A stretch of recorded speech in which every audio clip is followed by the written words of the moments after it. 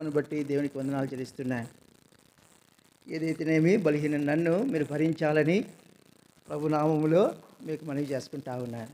సరే, మనం ఆరాధన కొరకై దేవుని వాక్యాన్ని చదువుదాము. కీర్తన గ్రంథము కీర్తన గ్రంథము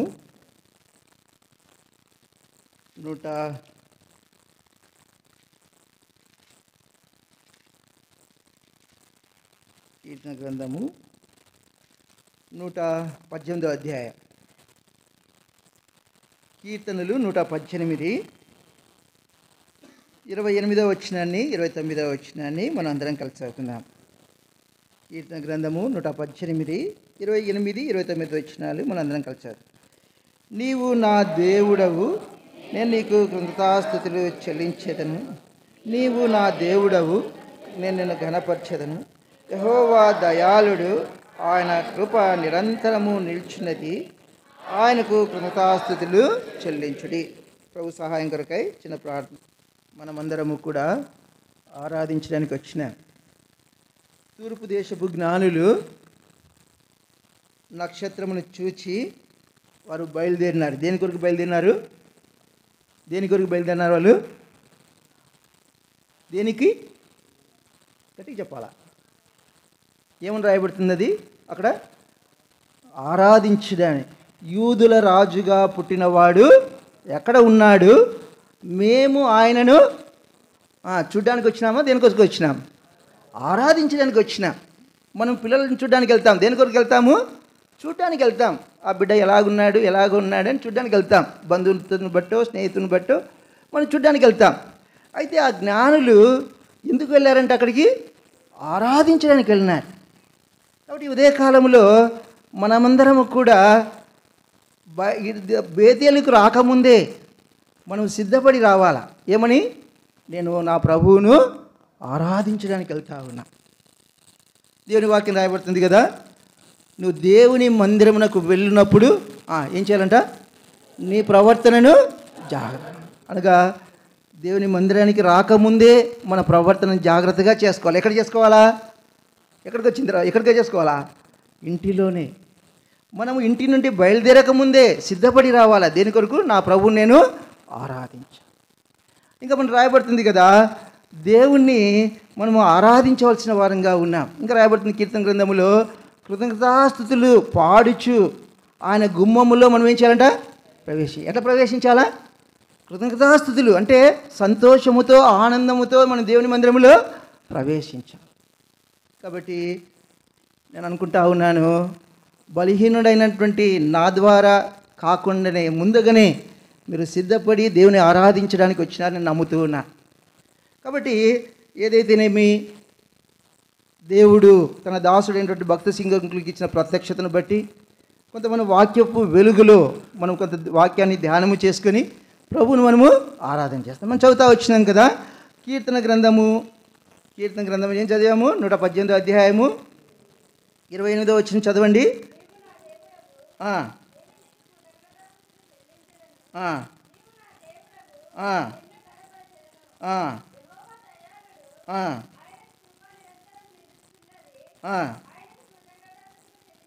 ఇక్కడ కీర్తనకారుడు అంటా ఉన్నాడు, అక్కడ రాయబడలేదు కానీ ఎవరు రాశారో ఈ కీర్తన రాయబడలేదు కానీ కీర్తనకారుడు అంటా ఉన్నాడు, నేను నీకు కృతజ్ఞతాస్తుతులు చెల్లిస్తాను. మొట్టమొదటిగా తాను అంటా ఉన్నాడు, నేను నీకు కృతజ్ఞతాస్తుతులు ఎందుకు చెల్లిస్తాడంట? రాయబడతా ఉంది, నీవు నా దేవుడవు. నువ్వు నా దేవుడవు కనుక నేనేం చేస్తాను? నిన్ను కృతజ్ఞతాస్తుతులు చెల్లిస్తాను. చూడండి, రాయబడుతుంది కీర్తన గ్రంథము 103వ అధ్యాయము, కీర్తన గ్రంథము 103వ వచనం.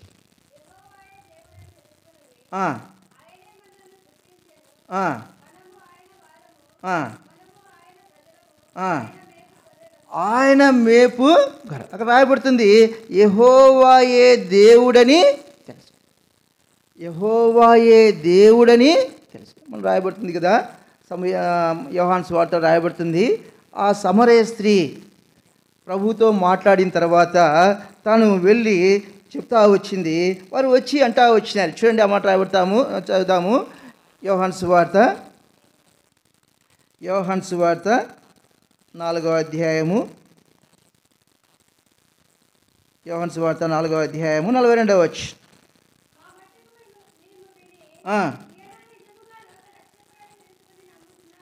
చాలు. ఏమని తెలుసుకున్నారంట వాళ్ళు? లోకరక్షకుడు. ఎటువంటి లోకరక్షకుడు? నిజమైన లోకరక్షకుడు, అబద్ధ రక్షకుడు కాదనమాట. ఎటువంటి రక్షకుడు? నిజమైన లోకరక్షకుడు అని వారు ఏం చేసినట్ట తెలుసుకున్నారు. కాబట్టి కీర్తనాకారుడు అంటా ఉన్నాడు, ఈయనే యెహోవాయే దేవుడని తెలుసు. రాయబడుతుంది కదా కొలస్సీలకు రాసిన పత్రికలో. చదువుదామా? కొలస్సీలకు రాసిన పత్రిక, కొలస్సీలకు రాసిన పత్రిక అధ్యాయము, కొలస్సీలకు రాసిన పత్రిక 1వ అధ్యాయము 16వ వచనం చదువుదామా?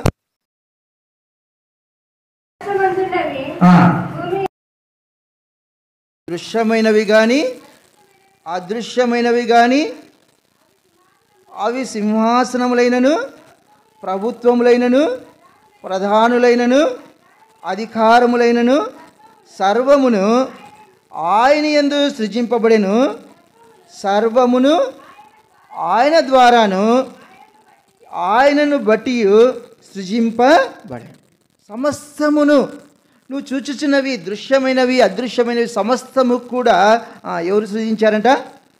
దేవుడే, యెహోవాయే, యేసు ప్రభువే సృష్టించిన వాడిగా ఉన్నారు. రాయబడుతుంది, సర్వమును ఆయన ద్వారాను ఆయన బట్టి సృజించబడెను. ఆయన లేకుండా ఏదియు కలగలేదు. కాబట్టి యెహోవాయే దేవుడని తెలుసుకున్నది. కాబట్టి ఎవరైతే తన కీర్తనాడు అంటా ఉన్నాడు, నేను కృతజ్ఞతాస్తుతులు చెల్లిస్తా ఉన్నా. ఎందుకు చెల్లిస్తున్నాడంట?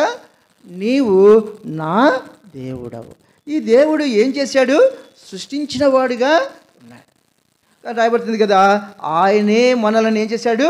పుట్టించాడు. కాబట్టి సృష్టికర్త అయిన దేవుణ్ణి మనం ఏం చేయాలి? మొట్టమొదటిగా కృతజ్ఞతాస్తుతులు చెల్లించాలి. కాబట్టి కృతజ్ఞతాస్తుతులు కీర్తనాకారుడు చెల్లిస్తూ ఉన్నాడు. దేన్ని బట్టి? ఆయన దేవుడు గనక, ఆయన సృష్టికర్త గనక, ఆయన సమస్తమును కలగజేసిన వాడు గనక, ఆయన లేకుండా ఏదీ కలగలేదు గనక, సమస్తమును గనుక ఆ సృష్టికర్త అయిన దేవునికి ఏం చేస్తూ ఉన్నాడు? తాను కృతజ్ఞతాస్తుతులు చెల్లిస్తూ ఉన్నాడు. కాబట్టి నీవు నేను మనము మొట్టమొదటగా దేవునికి, యెహోవా దేవునికి లేక యేసు ప్రభువుకు ఎందుకు ఆరాధించాలి అంటే, ఆయన మన దేవుడు. దేవుడు అనగా ఆయన మనల్ని ఏం చేసినవాడు? సృష్టించినవాడు. ఆయన సృష్టికర్త. కాబట్టి ఈ ఉదయ కాలంలో సృష్టికర్త అయిన దేవుణ్ణి మనం ఏం చేయాలి? ఆరాధించాలి. రెండోదిగా కీర్తనాకారుడు అంటా ఉన్నాడు. చూడండి, కీర్తన గ్రంథము 118, కీర్తన గ్రంథము 118 29వ వచనం చున్నది, ఆయనకు కృతజ్ఞతాస్తుతులు చెల్లి. ఇక్కడ రెండోది, ఆయనకు కృతజ్ఞతాస్తుతులు చెల్లించండి. ఎందుకు చెల్లించాలంట? ఆయన దయాళుడు. మొట్టమొదటిగా ఆయన దేవుడు కనుక ఆయనకు కృతజ్ఞతాస్తుతులు చెల్లించాల. ఆయన మనం పుట్టించినవాడు, ఆయన మన సృష్టికర్త గనుక మనం ఆయనను స్తుతించాలా. రెండవదిగా మనం చూస్తూ వచ్చినాము, యెహోవా దయాళుడు గనుక ఆయన కృప నిరంతరము నిలుస్తూ ఉంది కనుక ఆయనకు మనం ఏం చేయాలంట? కృతజ్ఞతాస్తుతులు చెల్లించాలి. ఆయన కృప నిరంతరము నిలుస్తూ ఉన్నది. చూడండి, రాయబడుతుంది కీర్తన గ్రంథము 59, కీర్తన గ్రంథము 59 10వ వచనం చదవండి. తన కృపతో నన్ను, ఈ దేవుడు కృపగలవాడు, కృపగల దేవుడు తన కృపతో నన్ను కలుసుకుని. చూడండి, ఈ దేవుని గురించి రాయబడుతుంది నిర్గమాకాండము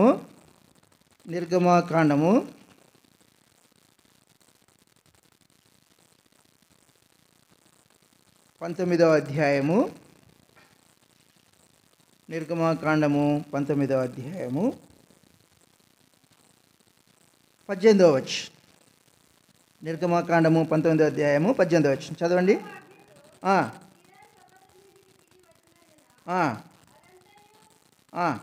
ధూమమయమై ఉన్నాడు. అక్కడ రాయబడుతూ ఉంది యెహోవా అగ్నితో, అనగా యెహోవా దేవుడు ఎలాంటి వాడు? అగ్నితో. కాబట్టి దహించు అగ్ని అయినటువంటి దేవుడు. చూడ రాయబడుతుంది హెబ్రీయులకు రాసిన పత్రిక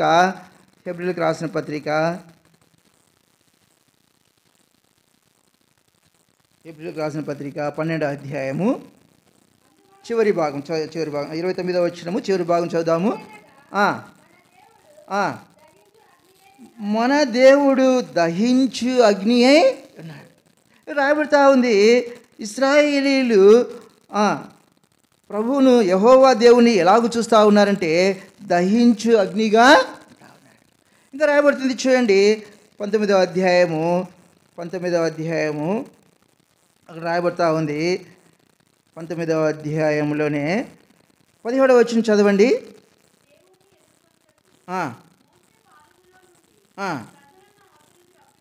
రప్పింపగా వారు పర్వతమున దిగువన నిలిచిరి, యెహోవా అగ్నితో సీనాయి పర్వతం మీదికి. ఇక్కడ రాయబడుతూ ఉంది మోషే ఇశ్రాయేలును సమకూర్చినాడు దేవుని ఎదుర్కోవడానికి, దేవుని చూడడానికి. మోషే ఇశ్రాయేలును సమకూర్చినప్పుడు యెహోవా దేవుడు ఎలాగొస్తా ఉన్నాడు? వారి ఎదుట దహించు అగ్నితో వస్తూ ఉన్నాడు. ఇంకా రాయబడుతుంది చూడండి, ఇంకా రాయబడుతుంది ద్వితీయోపదేశ కాండము 32వ అధ్యాయము, క్షమించండి ద్వితీయోపదేశ కాండం 4వ అధ్యాయం, ద్వితీయోపదేశ కాండము 4వ అధ్యాయము, ద్వితీయోపదేశ కాండము 4వ అధ్యాయం 24వ వచనం చదవండి.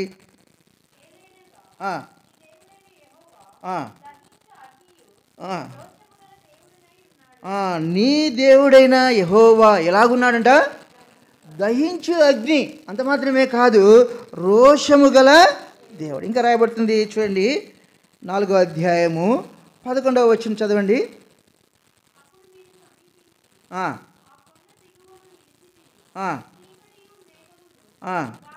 గాఢాంధకారమును కమ్మి ఆ కొండ ఆకాశం వరకు అగ్నితో మండుచుండగా యెహోవా ఆ అగ్ని మధ్య నుండి మీతో దేవుడు, యెహోవా దేవుడు దహించు అగ్నిగా ఉంటా వచ్చినాడు.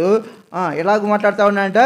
ఆ అగ్ని మధ్య నుండి వారితో ఇంకా రాయబడుతుంది ఆ కొండ ఆకాశము వరకు అగ్నితో మండుతూ ఉందన్నమాట. ఎందుకంటే దేవుడు, యెహోవా దేవుడు ఆ కొండ మీదకి దిగి వచ్చినప్పుడు ఆ కొండ అగ్నిమయమైపోయింది. ఆకాశము అంటు వరకు అగ్ని మండుతూ ఉంది. కారణం ఏంటంటే యెహోవా దేవుడు దహించు అగ్ని అయి ఉన్నాడు. ఇంకా రాయబడుతుంది అటువంటి దేవుడు, రోషము గల దేవుడు ఎలాగూ కలుసుకుంటా ఉన్నాడు నిన్ను నన్ను? తన కృపతో కలుసుకున్నాడు. ఇశ్రాయేలు దేవుణ్ణి ఎదుర్కొన్నారు. ఎలాగూ ఎదుర్కొన్నారు వాళ్ళు? దహించు అగ్ని అయిన దేవుణ్ణి ఎదుర్కొంటా వచ్చినారు. రోషము గల దేవుణ్ణి వారు చూస్తూ వచ్చినారు. అయితే నిన్ను నన్ను మనలను ఆయన ఎలాగూ కలుసుకున్నాడు? కృపతో కలుసుకున్నాడు. ఆనాడు యెహోవా దేవుడు దిగి వచ్చినప్పుడు ఇశ్రాయేలు అంటా ఉన్నారు చూడండి, కీర్తన నిర్గమాకాండము 19వ అధ్యాయము, నిర్గమాకాండము 19వ అధ్యాయము, నిర్గమాకాండము 20వ అధ్యాయము, నిర్గమాకాండము 20వ అధ్యాయము 19వ వచనం. నీవు మాతో మాట్లాడుము, మేము విందుము, దేవుడు మాతో మాట్లాడిన యెడల మేము చనిపోదుము. చూడండి ఇశ్రాయేలు అంటా ఉన్నారు, అయ్యా ఆ కొండ ఆకాశం అంటుంది వరకు అగ్నితో ఉంటా ఉంది, దహించు అగ్నితో మాట్లాడుతూ ఉన్నాడు. మేము ఆయనను చూచినట్లయితే, ఆయన మాటను వినినట్లయితే మేమేమైపోతాము? చనిపోతాము. ఇంకా రాయబడుతుంది చూడండి, ఆ పర్వతం యొద్దకు వారు సమీపించలేకపోతా వచ్చినారు. చూడండి నిర్గమాకాండము 19వ అధ్యాయము, చదువమ్మా. నిర్గమాకాండము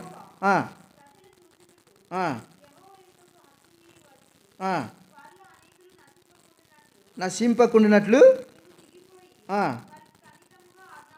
వారికి ఖండితముగా ఇంకా దానికంటే పై భాగం ఒక మాట చెప్తాను, వారు సమీపించలేకపోయి అని రాయబడుతుంది.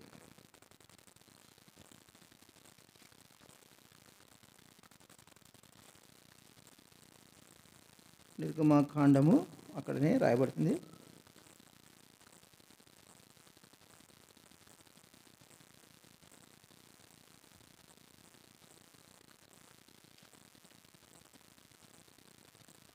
సరే, అక్కడ రాయబడుతుంది వారు ప్రభువును సమీపించలేకపోతా వచ్చినారు. కారణం ఏంటంటే వారు దహించు అగ్ని అయినటువంటి దేవుణ్ణి చూడలేకపోతా వచ్చినారు. దేవుణ్ణి వారు సమీపించలేకపోతా వచ్చినారు. కనుకనే మోషేకు వారు అంటా ఉన్నారు, అయ్యా మేము ఏం చేయలేము, ఆయన మాటను మేము వినలేము, ఆయన మాతో మాట్లాడితే మేము చనిపోతాం. అయితే దహించు అగ్ని అయినటువంటి దేవుడు నీకు నాకు ఎలాగూ కలుసుకున్నాడు, తన కృపతో మనలను కలుసుకున్నాడు. మనం చూస్తూ వచ్చినట్లయితే ఒక స్త్రీ, రక్తస్రావం గల స్త్రీ, ఆమె ఏం చేసింది, ఆయన వస్త్రపు చెంగును. నిర్గమకాండంలో మనం చూస్తూ వచ్చినట్లయితే ఇశ్రాయేలీయులు ఆ పర్వతమునకు సమీపించలేకపోయినారు. కారణం ఏంటి, దహించు అగ్ని అయినటువంటి ఆ స్త్రీ అనుకుంది, ఆయన వస్త్రపు చెంగుని నేను ముట్టితే చాలు.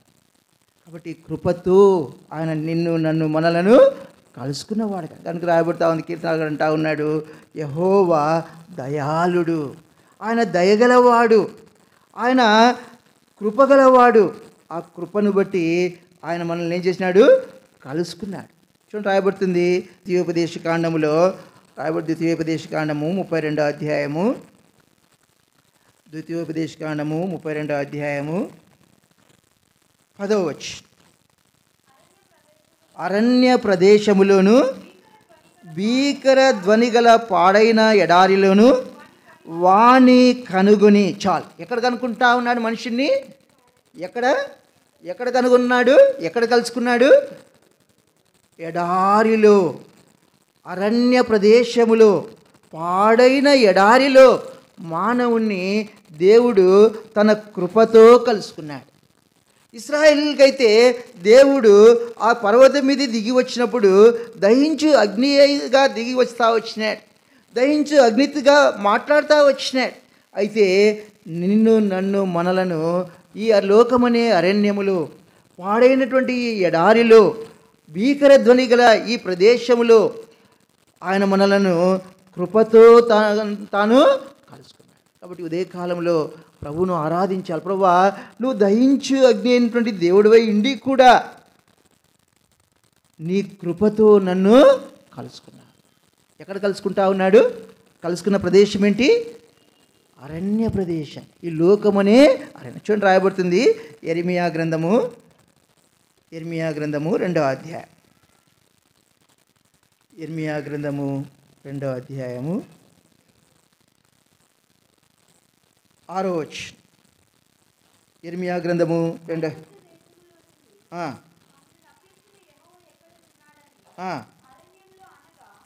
యెహోవా ఎక్కడ ఉన్నాడని అరణ్యములో అనగా ఎడారులు, గోతులు గల దేశములో అనావృష్టియు గాఢాంధకారమును కలిగి ఎవరును సంచారము చేయని, సంచారమైనను నివాసమైనను చేయని దేశం. ఈ లోకం ఎలాంటిదంట, అనావృష్టి. ఏం వృష్టి అంట, అనావృష్టి, గాఢాంధకారం. ఈ లోకమంతా చీకటిమైనటువంటి దేశం. ఈ లోకము చీకటితో నిండి ఉంది, గాఢాంధకారముతో ఉంటా ఉంది. కనుకనే తన కీర్తన అంటావాడు కదా, సరే, యెషయా గ్రంథంలో, నేను గాఢాంధకారములో సంచరించినను. కాబట్టి ఈ లోకము గాఢాంధకరమైనది. అంత మాత్రమే కాదు, ఈ లోకము అరణ్యముతో పోల్చబడతా ఉంది. ఈ లోకము చీకటితో, పాడైన ఎడారితో పోల్చబడతా ఉంది. అటువంటి ప్రదేశములో ఆయన నిన్ను కనుగొనినవాడుగా ఉన్నాడు, ఆయన నిన్ను ఎరిగినవాడుగా ఉన్నాడు. ఇంకా మనం చూస్తున్నట్లయితే హోషేయ గ్రంథము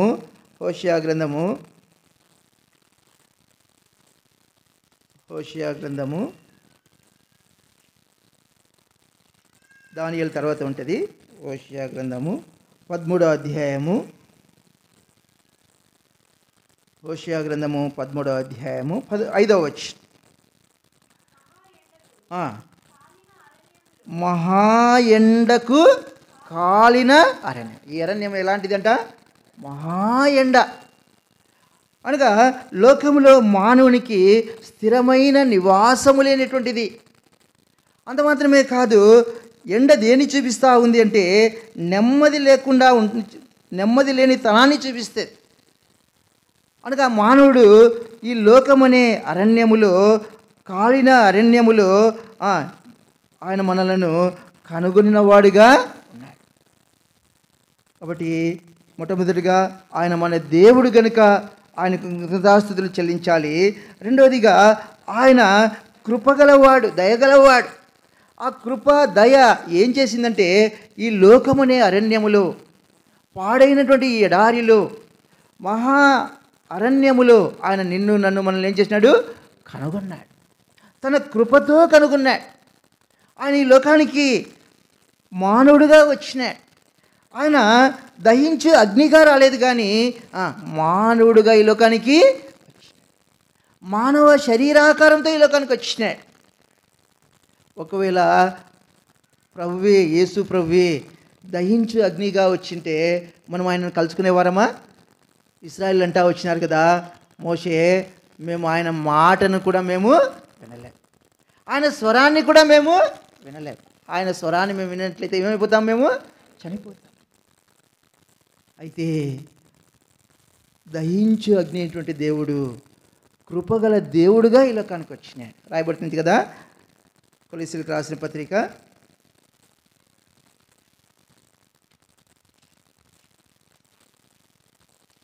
తీతుకు రాసిన పత్రిక 2వ అధ్యాయము, తీతుకు రాసిన పత్రిక 2వ అధ్యాయము 11వ వచనం. ఏలయనగా సమస్త మనుషులకు రక్షణకరమైన దేవుని కృప ఎలాగూ ప్రత్యక్షమవుతా ఉన్నాడు? తన కృపతో ప్రత్యక్షమవుతా ఉన్నాడు. తన కృపతో మనల్ని కలుసుకుంటా ఉన్నాడు. ఏ రీతిగా కలుసుకుంటా ఉన్నాడు? దహించి వేయడానిక? ఆయన మనల్ని కాల్చివేయడానిక? మనం మరణం పొందడానిక? కాదు. దేని కొరకు? మనుషులకు రక్షణకరమైన దేవుని కృప. కాబట్టి ఉదయకాలంలో ప్రభువా నీ కృపతో నన్ను కలుసుకున్నావు. ఎక్కడ కలుసుకున్నాడు దేవుడు మనల్ని? ఈ లోకములో, పాడైన ఎడారిలో, అరణ్యములో, భీకర ధ్వనిగల అరణ్యములో, ఎడారిలో ఆయన మనల్ని కలుసుకున్నాడు. కలుసుకొని ఏం చేస్తూ ఉన్నాడు? కాల్చివేస్తూ ఉన్నాడా? చంపివేస్తూ ఉన్నాడా? పాడు చేస్తూ ఉన్నాడా? రాయబడుతుంది ఆయన కృప ప్రత్యక్షమై, ఎటువంటి కృప అది? రక్షణకరమైనటువంటి కృప. కాబట్టి ఎఫెసీయుల పత్రికలో రాయబడుతుంది కదా, మీరు దేవుని కృప చేతనే రక్షింపబడి. ఆ కృప మనకేమిచ్చింది? రక్షణ. ఇశ్రాయేలు అంటా వచ్చినారు, దహించు అగ్ని అయినటువంటి దేవుణ్ణి మేము చూడలేము, ఆయన మాటను కూడా మేము వినలేము. అయితే ఈ దేవుడు దహించు అగ్నిగా రాలేదు, కానీ యేసుక్రీస్తుగా తన కృప ద్వారా మనకు ప్రత్యక్షమవుతా వచ్చినాడు.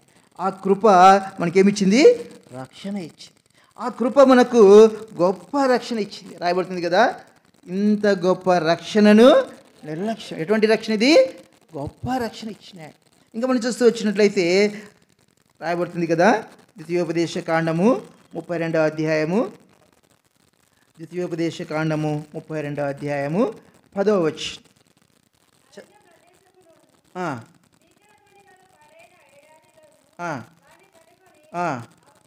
ఆవరించి పరామర్శించి చాలు. ఏం చేసినాడంట? కనుగొనడం మాత్రమే కాదు, ఏం చేస్తూ ఉన్నాడు? పరామర్శిస్తూ ఉన్నాడు. తెలిసిన విషయమే కదా, ఒక వ్యక్తి ఎక్కడి నుంచి? యెరూషలేము నుండి యెరికోకి వెళ్తూ ఉంటే దొంగల చేతిలో చిక్కినాడు. ఆ వ్యక్తిని ఎవరు కూడా ఏం చేయలేదు? పరామర్శించలేదు. ఆ వ్యక్తి ఎద్దకు ఎవరు కూడా రాలేదు. ఆ వ్యక్తి ఎద్దకు ఎవరు వెళ్ళి జాలి చూపలేదు. ఆ వ్యక్తి ఎడలో ఎవరు కూడా దయ చూపలేదు. అందరు చూస్తూ ఉన్నారు, వెళ్ళిపోతారు. అయితే యేసు ప్రభు మంచి సమరయుడిగా ఆ వ్యక్తి ఎద్దుకు వెళ్ళి ఏం చేసినాడు? తన వాహనము దిగి, ఆ మాట చదవండి. లూకాసు వార్త చెప్తానమ్మా. లూకాసు వార్త 10వ అధ్యాయమా చదవండి. అది వాళ్ళకి తెలియని వాళ్ళకి. లూకాసు వార్త 10వ అధ్యాయము 34వ వచనం చదవండి.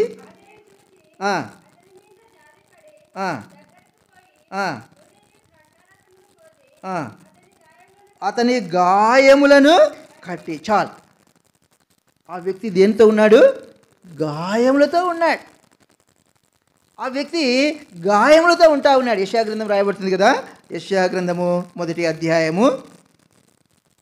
యెషయా గ్రంథము 1వ అధ్యాయము.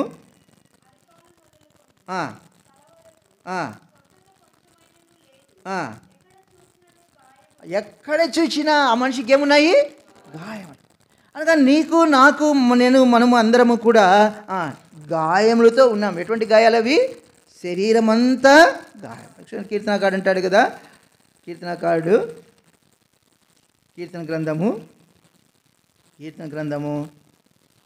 38వ అధ్యాయము. కీర్తన గ్రంథము 38 5వ వచనం. నా మూర్ఖత వలన కలిగిన నా గాయములు. ఏమి గాయాలంటివి? ఎలాగొచ్చాయంట? మూర్ఖత. అనగా మనిషిలో ఏముంది? మూర్ఖత్వం, అవివేకం, పాపం ఉంది. కాబట్టి రాయబడుతుంది కదా, సేనాదయం పట్టిన వాడు ఏం చేస్తున్నాడంట? తను తాను గాయపరుచుకుంటా ఉన్నాడు. ఇతరులను గాయం చేస్తూ ఉన్నాడు, తను తాను కూడా గాయం. కాబట్టి యేసు ప్రభు పరామర్శించినాడు. ఎవరిని పరామర్శించినాడు? గాయములతో ఉన్నవాన్ని. అనగా నీవు నేను మనము మన పాపమును బట్టి అరికాలు మొదలుకొని నన్నెత్తి వరకు స్వస్థత లేకుండా ఉండగా, గాయములతో ఉండగా గాయపడిన వ్యక్తిని ఏం చేస్తూ ఉన్నాడు? ఆయన పరామర్శిస్తూ ఉన్నాడు. ఎలాంటి పరామర్శ అది? చూడండి. లూకాసు వార్త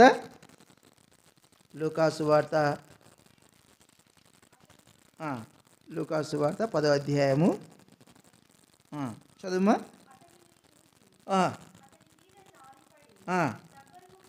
దగ్గరకు పోయి నూనెయు ద్రాక్షారసమును పోసి అతని గాయములు కట్టి తన వాహనం మీద ఎక్కించి ఒక పూటకూల వాని ఇంటికి తీసుకుని పోయి అతనిని పరామర్శ. ఎటువంటి పరామర్శది? కనుగొనడం మాత్రమే కాదు, అతని యుద్ధకు పోయినాడు, అతని యొక్క గాయములు కట్టినాడు, అతని మీద జాలిపడ్డాడు. కాబట్టి మనం చూస్తూ వచ్చినాం కదా, యెహోవా దయగలవాడు. కాబట్టి ఆయన దయతో మన మీద జాలిపడ్డాడు, మనల్ని చూచినాడు, మన యొక్క గాయములను రాయబడుతుంది కదా పేతురు పత్రికలో, ఆయన పొందిన దెబ్బల చేత మనకు స్వస్థత కలుగుతూ ఉంది. చూడండి, 1 పేతురు రాసిన పత్రిక, వాక్యం చదివితేనే బాగుంటుంది. 1 పేతురు రాసిన పత్రిక 2వ అధ్యాయము 24వ వచనం. చనిపోయి నీతి విషయమై జీవించినట్లు ఆయన తానే తన శరీరమందు మన పాపములను రాణి మీద మోసుకొనెను. ఆయన పొందిన గాయముల చేత మీరు స్వస్థత నొందితిరి. ఎలాగూ స్వస్థత దొరికింది గాయం పొందిన వ్యక్తులకు? అరికాలు మొదలుకొని నన్నెత్తు వరకు స్వస్థత ఏమాత్రము లేని ఈ మానవునికి స్వస్థత దొరుకుతూ ఉంది. ఎలాగూ? ఆయన గాయపరచబడట ద్వారా, ఆయన పొందిన గాయముల ద్వారా. కాబట్టి ఉదయకాలంలో ప్రభువును ఆరాధించాలి. ప్రభువా, నన్ను చూచావు, లోకముని అరణ్యములో నన్ను చూచావు, పాడైన ఎడారిలో నన్ను చూచావు, గాఢాంధకారము కలిగిన చీకటి గల లోకంలో నన్ను చూచావు. చూచి ఏం చేశాడు? ఆయన మనల్ని జాలిపడ్డాడు. తన కృపతో జాలిపడి మనల్ని పరామర్శిస్తూ ఉన్నాడు. ఎటువంటి పరామర్శది? గాయములతో ఉన్న వ్యక్తి కొరకై ఆయన మన కొరకు గాయపరచబడ్డాడు. నీకు నాకు స్వస్థత ఇవ్వడానికి ఆయన గాయములు పొందినాడు. ఆయన మన గాయములను ఏం చేశాడు? కట్టినాడు, స్వస్థపరిచినాడు. కాబట్టి ఉదయ కాలంలో ప్రభువా, నువ్వు నన్ను కనుగొని నన్ను విడిచిపెట్టకుండా నా ఎదుకు వచ్చి నువ్వు నన్ను పరామర్శించిన విధానం, నా గాయాలను కట్టినందుకై, నన్ను స్వస్థపరిచినందుకై నేను నిన్ను స్తుతిస్తూ ఉన్నా, నిన్ను ఆరాధిస్తూ ఉన్నా అని చెప్ప. మూడోదిగా మనం చూస్తూ వచ్చినట్లయితే ద్వితీయోపదేశకాండంలో మనం చదువుతూ వచ్చినట్లయితే ద్వితీయోపదేశకాండము 32వ అధ్యాయము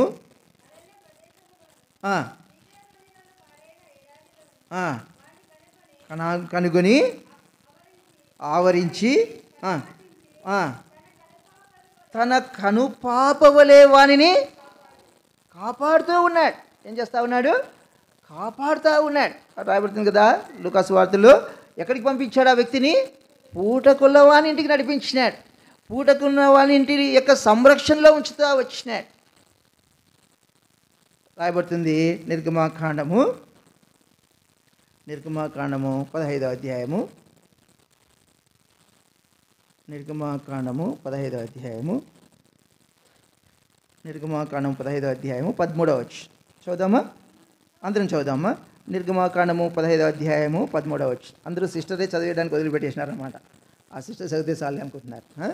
అందరూ చదువుదాంలేండి. నిర్గమాకాండము 15వ అధ్యాయము 13వ వచనం. నీవు విమోచించిన ఈ ప్రజలను నీ కృపచేత తోడుకొని పోతివి, నీ బలము చేత వారిని నీ పరిశుద్ధాలయమునకు. ఎక్కడ నడిపించినాడు? పరిశుద్ధాలయం. దేన్ని బట్టి? తన కృపచేత ఆయన మనల్ని తోడుకొని వచ్చినాడు. ఎక్కడికి తోడుకు వచ్చినాడు? పూటకుల్లవాని ఇంటికి తోడుకొని వచ్చినాడు. అలాగే తన పరిశుద్ధాలయంకి తీసుకొని వచ్చినాడు. దేవుని కీర్తన గ్రంథంలో రాయబడుతుంది, నీ పరిశుద్ధాలయము చేత, లేకపోతే నీ మందిరంలోని మేలు చేత మేము తృప్తి పొందుతూ ఉన్నాం. అనగా దేవుని మందిరంలో మనకేముంది? తృప్తి ఉంది. హోషేయ గ్రంథంలో రాయబడుతుంది, దేవుని మందిరమునకు వెళ్ళుదము రండి, ఆయన తన మార్గముల విషయమై మనకు బోధించు. అనగా తన మందిరంలో ఉన్న మేలు చేత మనం తృప్తిపరుస్తూ ఉన్నాడు. తన మందిరములో మనం సమకూర్చి తన మార్గములను మనకు తెలియపరుస్తాడు. ఇంకా యెషయా గ్రంథంలో రాయబడుతుంది, ఒకని తల్లి ఆదరించినట్లు నేను ఆదరిస్తా. ఎక్కడ ఆదరిస్తూ ఉన్నాడు? యెరూషలేము. అనగా తన ఇంటిలో మనల్ని ఏం చేస్తూ ఉన్నాడు? ఆదరిస్తూ ఉన్నాడు. చూడండి, తన మందిరంలో ఉన్నటువంటి మేలు చేత మనం తృప్తిపరుస్తూ ఉన్నాడు. తన మార్గములను మనకు తెలియపరుస్తూ ఉన్నాడు. అంత మాత్రమే కాదు, మనల్ని ఏం చేస్తూ ఉన్నాడు? ఆదరిస్తున్నాడు, కాపాడుతూ ఉన్నాడు. కాబట్టి రాయబడుతుంది, వాడిని పరామర్శించినాడు. అంత మాత్రమే కాదు, ఎలా కాపాడుతూ ఉన్నాడు? కనుపాపవలే. అనగా తన యొక్క రెక్కల కింద, తన మందిరములో ఆయన మనల్ని ఉంచి కాపాడుతూ ఉన్నాడు. ఎటువంటి భద్రత ఇది? ఎటువంటి భద్రత? రాయబడుతుంది కదా, తన మందిరంలో ఉన్నటువంటి మేలు చేత మనల్ని తృప్తిపరుస్తూ ఉన్నాడు. తన మార్గములను మనకు బోధిస్తూ ఉన్నాడు. అంత మాత్రమే కాదు, ఒక తల్లి ఆదరించినట్లుగా ఏం చేస్తూ ఉన్నాడు? ఆయన మనల్ని ఆదరిస్తూ ఉన్నాడు. ఇప్పుడు కూతురు తల్లి ఇంటికి వెళ్ళింది అనుకోండి, తల్లి ఏం చేస్తుంది? తన బాధ చెప్పుకుంటే తల్లి ఆదరిస్తుందా లేదా? ఎంతగానో ఆదరిస్తుంది. అయితే ఆ లోకరీతిగా శరీరీతిగా ఉన్న తల్లి ఆదరణ కంటే దేవుడిచ్చే ఆదరణ ఎంతో గొప్ప. కాబట్టి ప్రభు తన ఇంటిలోనికి మనం తీసుకుని వచ్చి మేలు చేత తృప్తిపరుస్తూ ఉన్నాడు, కనుపాపవలే కాపాడుతూ ఉన్నాడు, తన మార్గాలు బోధిస్తూ ఉన్నాడు. అంత మాత్రమే కాదు, ఆయన మనల్ని ఏం చేస్తూ ఉన్నాడు? ఆదరిస్తా. కనుకనే తన కీర్తనకారుడు అతను అంటా ఉన్నాడు, నీ కృపచేత నువ్వు నన్ను కలుసుకున్నాడు. ఆయన తన కృపచేత మనల్ని కలుసుకొని ఏం చేశాడు? ఆయన మనల్ని కనుగొని జాలిపడి మన గాయములు కట్టి తన ఇంటికి చేర్చి మనల్ని మేలు చేత తృప్తిపరిచి మనల్ని పరామర్శించి మనల్ని ఆదరించి ఏం చేస్తూ ఉన్నాడు? కాపాడుతూ ఉన్నాడు. ఇంకొక మాట చదువుకొని ముగించుకుందాం. చూడండి, కీర్తన గ్రంథంలోని రాయబడుతుంది. కీర్తన గ్రంథము ఆ మాట చదువుదాము. కీర్తన గ్రంథము 86వ అధ్యాయము. కీర్తన గ్రంథము 86వ అధ్యాయము 12వ వచనము 13వ వచనం అందరం చదువుదామా? కీర్తన గ్రంథము 86, 12, 13 వచనం అందరం చదువుదామా? అందరూ చదువుదాం. కీర్తన గ్రంథము 86, 12, 13 వచనం అందరం చదువుదాం.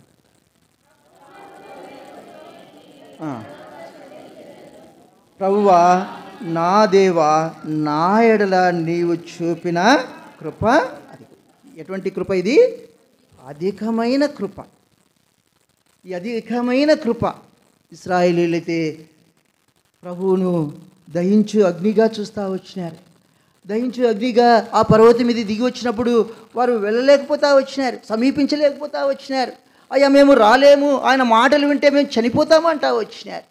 దహించు అగ్ని అయినటువంటి దేవుడు నీ ఎడల నా ఎడల తన కృపతో కలుసుకున్నాడు, ఆవరించినాడు, జాలిపడ్డాడు, పరామర్శించినాడు, పోషిస్తూ ఉన్నాడు, కాపాడుతూ ఉన్నాడు. కనుకనే కీర్తనకాడంటా ఉన్నాడు, ప్రభువా నువ్వు చూపిన కృప అది సామాన్యమైనది కాదు. ఎటువంటి కృప అంటే ఇది అధికమైన కృప. ఎవరు కూడా పొందలేనటువంటి ఇటువంటి అధికమైన కృప నువ్వు నా ఎడల చూపినావు. కనుక నేనేం చేస్తాను, నిన్ను నిత్యము మహింప. అంత మాత్రమే కాదు, తనంటా ఉన్నాడు కదా, పాతాళపు అగాధము నుండి నా ప్రాణమును తప్పించి. ఆయన మన ప్రాణమును కాపాడుతూ ఉన్నాడు. కాబట్టి అపోస్తల కార్యంలో మనం చూస్తూ వచ్చినట్లయితే, అపోస్తల కార్యంలో చూడండి, అపోస్తల కార్యములు 4వ అధ్యాయము